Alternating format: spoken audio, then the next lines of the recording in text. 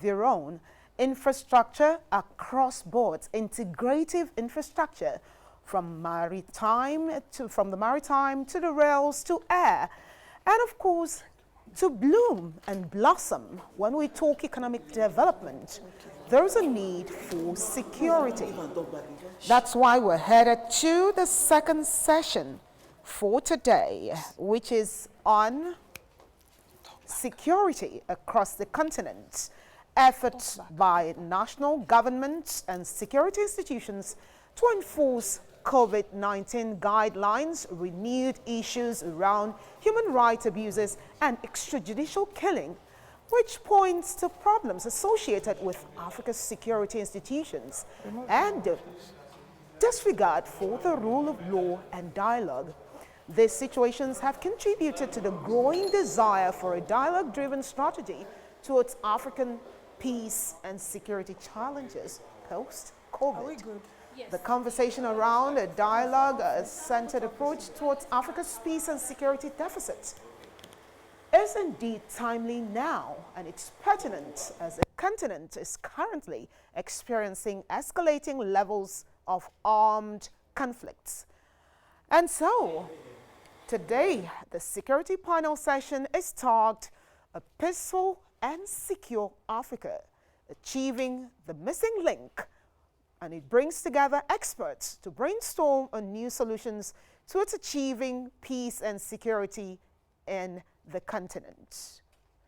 Now, we have on this panel Dr. Akinola Olojo, PhD. He is a senior researcher, Institute for Security Studies, Dakar, Senegal, a former visiting scholar at the Institut de Tours Politique at France, where he taught violence and terrorism in sub-Saharan Africa, a former visiting research fellow at the International Center for Counter-Terrorism, ICCT, at The Hague.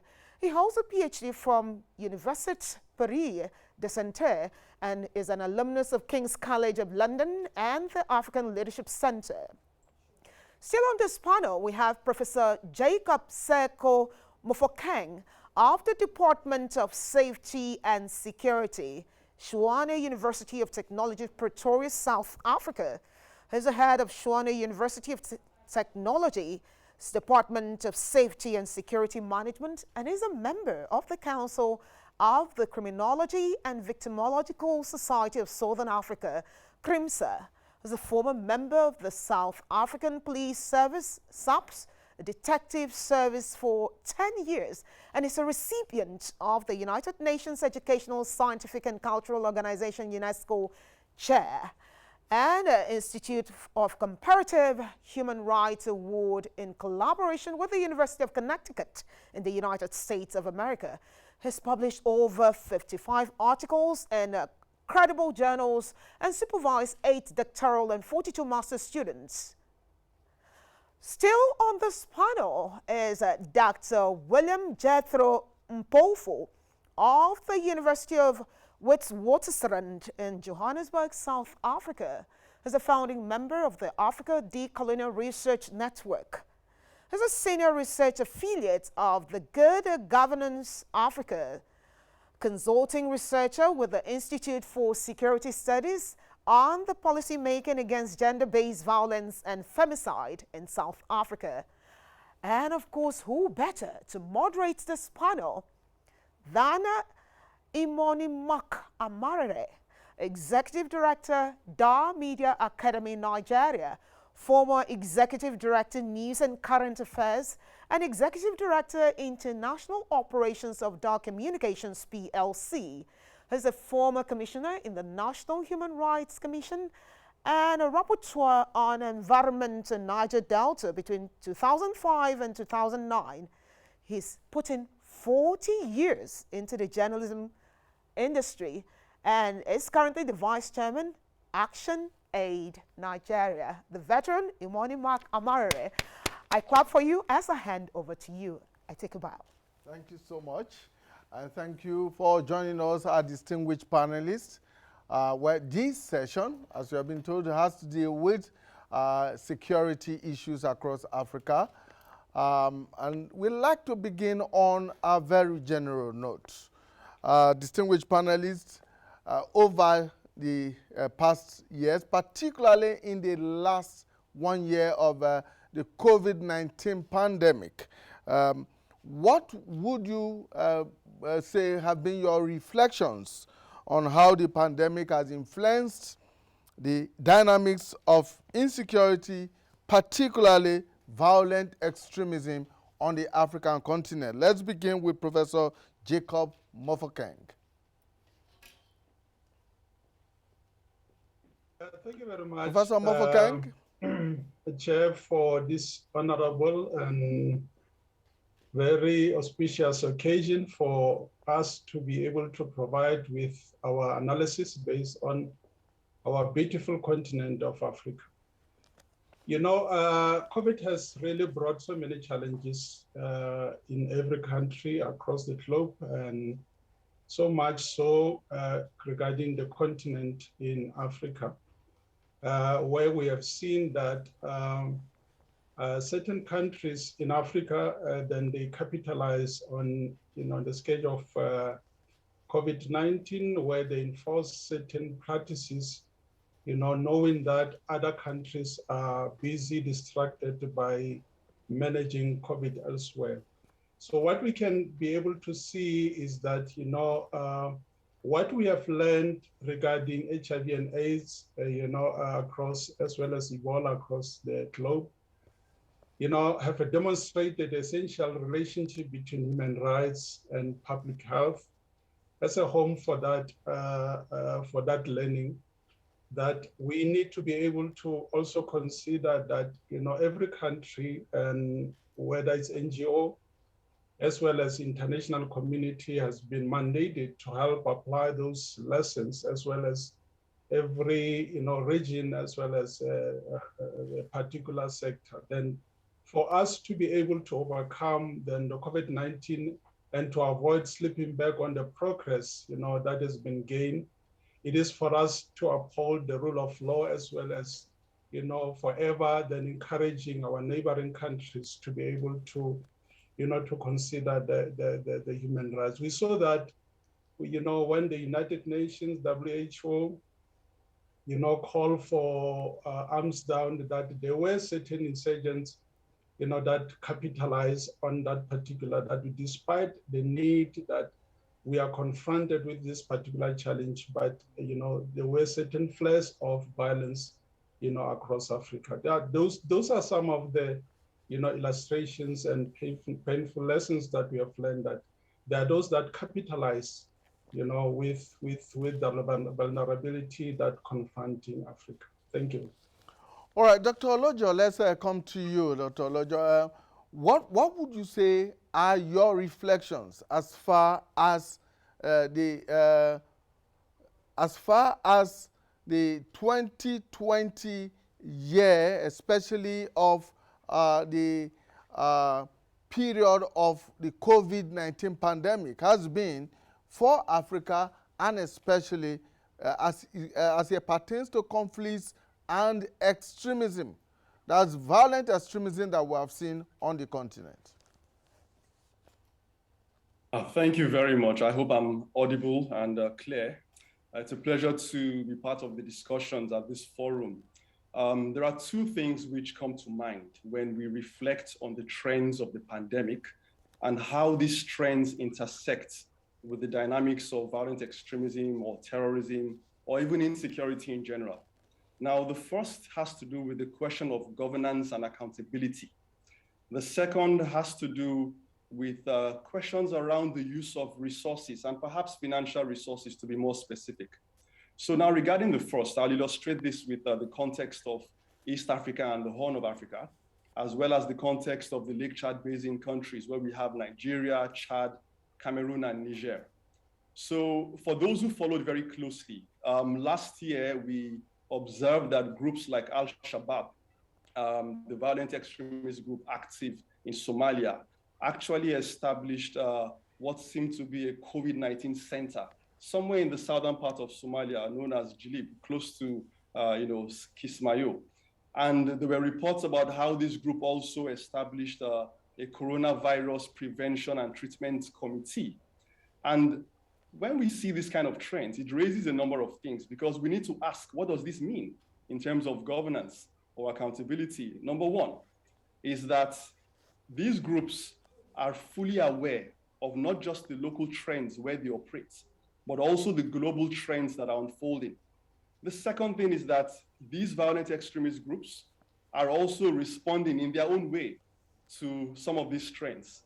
The third is that these groups are actually presenting themselves as a competing entity that can challenge the state in terms of an alternative form of governance. And they are focusing on communities. So in a sense, this lets us know that they are trying to win the hearts of minds of communities, and communities that are already vulnerable in terms of the risk factors that push them to join some of these groups. Now, when we look at the context of Nigeria and the Lake Chad Basin, we also see how late last year, the last quarter of 2020, during the pandemic and all what was happening, we saw how warehouses that had palliatives were stored and also exposed. And the mass, the people who simply, had to, they found themselves in a situation where they had to go to these warehouses to take some of these palliatives. And this tells us a lot about how vulnerable communities are and how there is a need for more accountability, even at a time of a pandemic when resources are even more scarce. So I think this raises questions around that as well. And then when we speak about financial resources, at the height of the pandemic, we saw how the UN Secretary General, Antonio Guterres, he called for a global ceasefire of conflicts. And it was simply about raising the point regarding how the world is facing an existential crisis and how needless amount of resources are being invested in a military or hard security approach. And therefore, we should open the windows of dialogue and diplomacy. And he made this call also bearing in mind that so much of financial resources have also been expended in places like Somalia, for instance.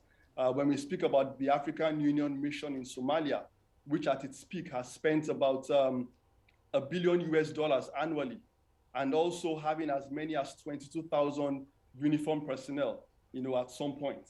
So when we reflect on all these at the time of a pandemic, we realize very easily that in terms of governance and accountability, in terms of the use or allocation of resources, we need to think and reflect more effectively about how well to put all these to use. So I think the pandemic context has brought all these to the fore ever more clearly than the present period.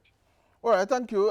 Dr. Mpofu, let me come to you now. Well, several reports have indicated that in the era of COVID-19 pandemic, there have been series of disregard for the rule of law and human rights in many countries across Africa. How much of this do you think has impacted or influenced the insecurity situation on the continent? Thank you very much, dear colleague. And I must express my own gratitude at being permitted to participate in this relevant African conversation. I hope I'm audible and can be received well by the attending colleagues. Indeed, as the previous speakers have articulated, the COVID-19 pandemic has served to magnify and amplify those African problems and challenges that have always been there. It is a pandemic that has served to re-emphasize the endemic African security and insecurity challenges that have always been there and have always been durable. One previous speaker actually correctly and articulately expressed how tyrannical regimes throughout the world, not just in Africa, took much advantage of the pandemic climate caused by COVID-19 to actually perpetuate tyrannies, dominations, and exploitations of populations under the cover of this, the pandemic conditions that have been occasioned by coronavirus. And the biggest problem with the African policing and the human rights being actually the colonial roots of the police groupings in the continent. Police groupings that still operate as police forces, not police services. They still derive their policing systems, structures, and modes from the colonial modes of policing that were geared towards domination, control, suppression, and repression of populations. It's true, therefore, that human rights in Africa continue to suffer as militaries and policing groups continue to operate as forces and not as services. More importantly, as colleagues have been expressing, if we look at the insurgencies, coups that are coming up, terrorist groups that are increasing their operations, and even fighting for the hearts and minds of populations, as my colleague has just said. The problem is that incumbent regimes in Africa, that means ruling parties, some of them that are actually liberation movements or former liberation movements, also practice state terrorisms, state violences, state repressions, and state attacks on human rights of populations, which then opens up the African continent to such fragilities and vulnerabilities as extra-state groupings also coming in with their insurgencies, their own terrorisms, and their own violences, which further deepens the problem of fragility, the problem of vulnerability, and the problem of risk and insecurity in the African continent. So there's a lot of homework that has to be done amongst and within the states in Africa before we talk about countering terrorists, countering the coups, and countering other extra-state insurgencies that arise to cause risk and insecurity in Africa. So there's a lot of work internally and externally that has to be done to secure the African continent and the African populations from the risk of violence and the danger to human rights that we're witnessing. Well, Professor Mofokeng, there seems to be a consensus, at least amongst the three panelists here today, that the COVID-19 pandemic had enhanced insecurity across the continent, and not just that, it appears that governments took advantage of the pandemic to not only to abuse human rights of their citizens, but non-state actors as well have also taken advantage of the situation to create a greater measure of insecurity in individual states and across the continent. Now, do you think that there were security shortfalls during this period? And if you think so, what were those shortfalls? Thank you very much, honorable member. So, yes, there's so much consensus amongst colleagues here, what Dr. Mpofu as well as Olojo has alluded in terms of what happened actually in terms of the abuse of human rights. I need to indicate that before I can answer your question, that while some human rights may be limited for a legitimate purpose, such as protecting public health, human rights-based approach mandates, that restrictions must be always lawful, that is very much important, must be necessary, proportionate, and evidence-based, time-limited, and importantly, that they do not discriminate either in policy or implementation. Now, in contexts that are constantly changing, policies must also change. It's very much important that we have a living policies in Africa. As new evidence arises or human rights impacts are uncovered. So restriction, we are aware that had disproportionate impact or marginalize or stigmatize certain populations or communities. And this restriction are enforced in ways that magnify stigma and discrimination. While there are many good practices that give rise for hope, other findings, are deeply concerning, as my two colleagues have alluded. As we see that many governments at the national and subnational levels are taking action to affirm human rights protection and communities. For example, some governments are extending access, to those that are affected, such as water, providing social protection, adapting to health service delivery, and providing emergency and such as food supplies, instructing police to hand out masks and supporting community health workers to reach those likely to be left out. So then coming to your question, we need to be able to realize that commentators argue that too often conflict resolution is used as a cover-all term that fails to face up the different processes involved in the reduction or elimination of violence. Now, this statement seems to be very evident of the African conflict situation, especially when scholars and practitioners alike refer to handling of conflict in Africa, as my colleagues have already alluded. It is therefore necessary to explore, once we are dealing with these issues that are raised today, that the main features of conflict resolution and conflict management, in order to better understand and assess the motivations and actions of intervening agencies or actors across the continent of Africa.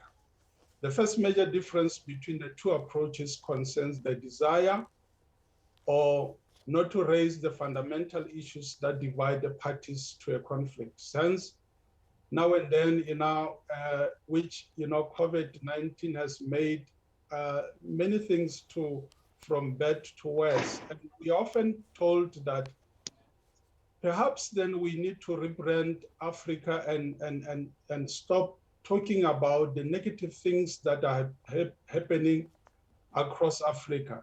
But as long as then there is an abuse of human rights, as well as taking advantage, because of COVID-19, then we are compelled to be able to keep on talking about issues that needs, alignment in line with human rights culture, as well as a transparent, processes. Now, proponents of the management approach, on the other hand, hence we keep on having conflicts after conflicts.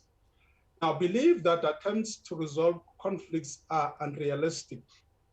So rather than dealing with basic issues, attention should be concentrated on, addressing, the symptoms of the conflict, and in this way reducing suffering. Perhaps then these are the things that we keep on, creating dialogue across Africa.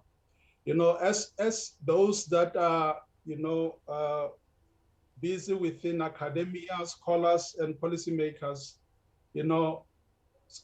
they provided the resolution approach and argue that the unsolvable nature of particular conflict is more apparent than real. And we have been experiencing conflict and insurgents in Africa for many years. Perhaps then it is a question that, are we addressing the symptoms or are we addressing the core issues, that are confronting this beautiful continent? Then the conflict resolution community seems to pursue resolution efforts in Africa from a variety, therefore, of purposes and interests, and with policies that are often replete with ambiguous and contradictions.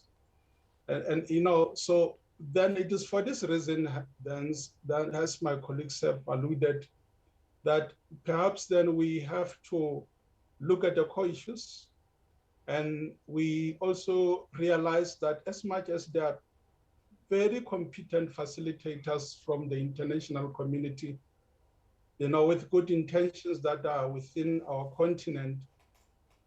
Dr. Mpofu, mentioned the issue of colonialism, that we come from a particular era where certain things were forced down the throats.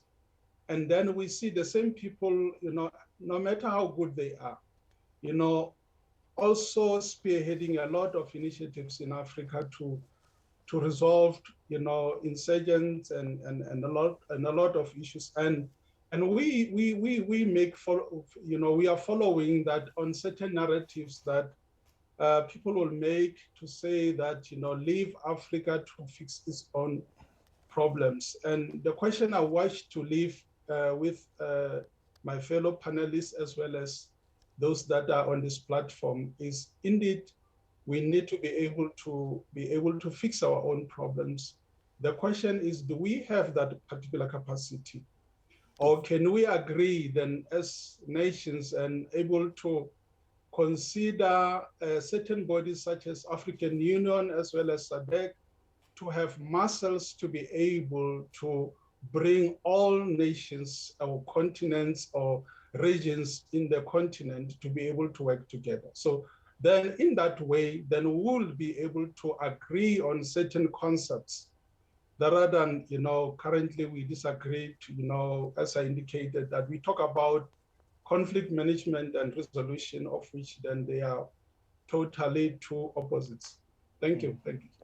All right, Dr. Olojo, that brings us to you now. A very big question here. Does Africa have the capacity to resolve its own conflicts, to resolve its own crisis, or does it require the intervention of the international community? And if it does, is the international community doing enough as it is today to do that? In addition to that, since we seem to have realized that there are gaps, there are response shortfalls from 2020, from the last 1 year of COVID until now, do you also think that there perhaps may be policy gaps at national, regional, and continental level that needs to be addressed?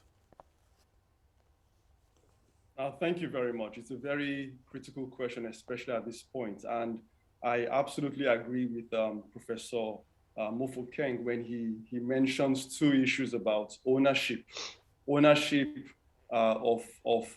terms of how to address the challenges facing African countries, and also the question of consensus among these countries, which in a sense is also linked to whether or not African countries have the capability. And I think we do. I think the potential is very high, but sometimes it's also about the sense of urgency that leadership on the continent attaches to addressing these problems, the sense of urgency as well as the political will.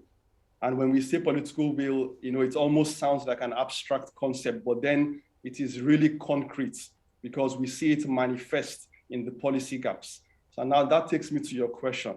When we speak about policy gaps, there are two things that come to mind. One is, of course, in the context of countering threats posed by violent extremism, for instance, there are gaps in terms of how states always seem to adopt a militarized approach or a military-focused approach.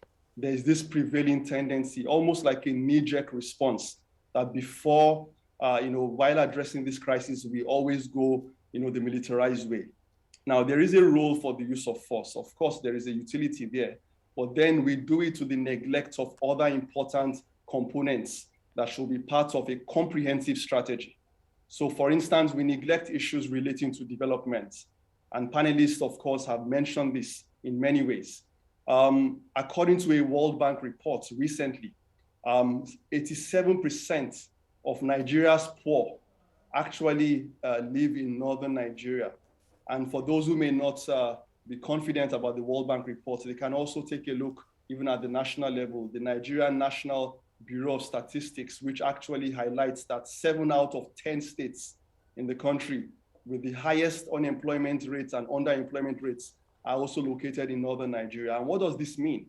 It means that there are long-standing challenges of development, neglecting development in that part of the country that are begging for attention. And it's little wonder why we are witnessing some of the, the kind of insurgency or crisis linked to Boko Haram and its faction there.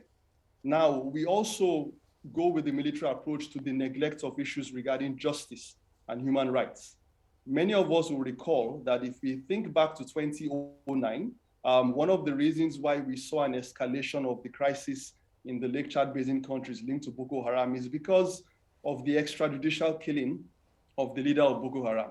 And we've seen extrajudicial killings take place across the continent, which have indirectly also contributed to pushing individuals to join some of these groups. We also neglect education and skills development.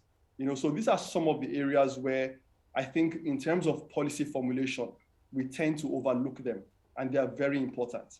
And then the second main point, and I will stop here, is the points regarding difficulties linked to monitoring and evaluation of policy. So when we speak about monitoring and evaluation, it raises questions regarding, for instance, how can the results or the outcomes of policy be defined or measured? Against what standards are we measuring them? Are we doing a copy and paste approach from what is in the West? Or are we inspiring our own standards that is relevant for our own context? And then there are questions regarding the lessons that we are learning, the hard lessons that we are learning when we implement policy. How are we sharing those lessons across the continent? How are we able to, for instance, look at the lessons from the Lake Chad Basin or the Sahel, where we have Mali and Burkina Faso, and apply them to what is unfolding in Mozambique, in Southern Africa? So these are very important. How can we adapt these lessons as well? And I think this also calls on the African Union, a continent-wide body, to also perhaps begin to look at this early warning components in terms of policy and some of these mechanisms that can help countries. And I mentioned the African Union, not by mistake, no, but because the African Union can connect the dots across the continent. It has the convening platform that can bring the relevant actors, both at the local, the national, and at the sub-regional level, in order.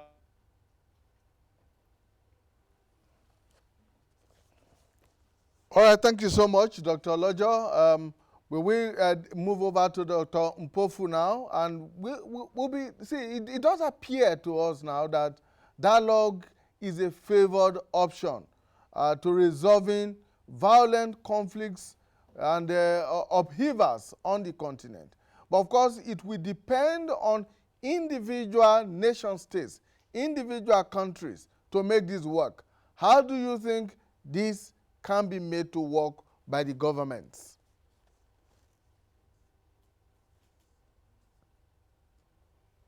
Dr. Mpofu.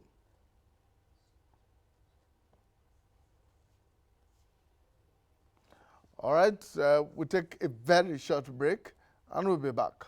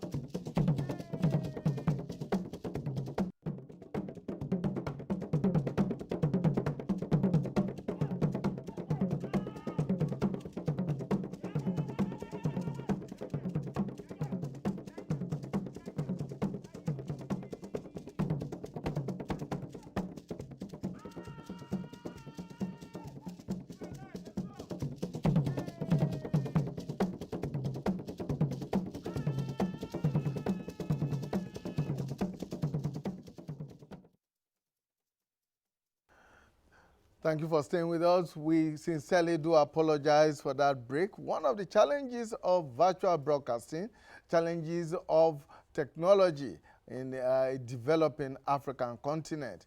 But of course, I'm very sure that we got a bit of what our panelists had talked about here, and the fact that dialogue is the sustainable response to the many upheavals and conflicts on the African continent, but all that remains is for individual nation states to hook onto this and make it work for their individual countries, where of course there are series of conflicts and upheavals of whatever hue as you have it.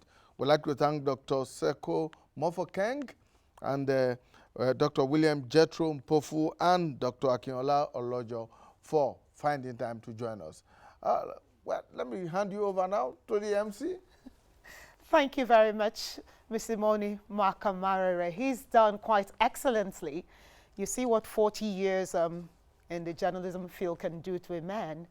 We now understand why our forefathers would say that what an elder sees sitting down, a young person would never see even on the highest tree. So thank you so very much for your time. You're welcome.